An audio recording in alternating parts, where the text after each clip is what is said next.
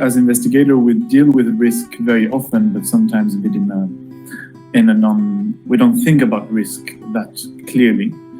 I think that investigators can learn a lot from people who spend their day managing risk and assessing risk. So disaster experts or people that deal with risk in various aspects of their work have something to teach us, I think, as investigators.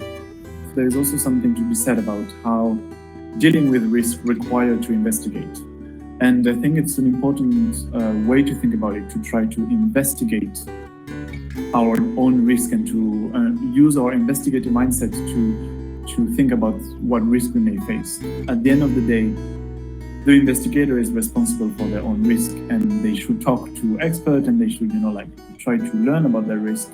But if you feel that you have a particularly high level of risk in your own context, I would recommend seeking training and professional advice. Risk assessment is more of a mindset. It's not a checklist. It's not a tick the box. Even though there are a lot of, checklists around to assess our risk, I think it's important to think of it as a mindset.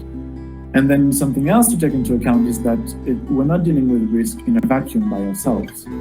Ultimately, when we investigate and when we act, we influence other people's risk. And that can be our sources, our collaborators, the subject of our investigation, or even just bystanders. Because humans have different risk perception, humans are also often the weakest link. So this is quite clear in digital security, for example, where we may take a lot of steps we may use a lot of tools to be safer, but ultimately, if we're not careful on the links that we click, for example, or these kind of things, we can actually just face more risk despite those tools. And so I think the lesson here is to communicate with your team. And we'll come back to that with the idea of collaboration.